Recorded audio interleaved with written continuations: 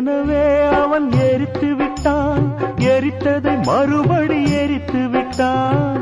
தர்மம் காக்கும் தேவனோ தூங்கி போய்விட்டான்.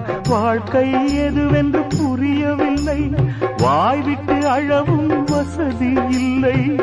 வெந்த புண்ணில் அல்லவோ வேலும் பாய்ந்தது, விதியால் வந்ததா இல்லை, சதியால் வந்ததே தொல்லை.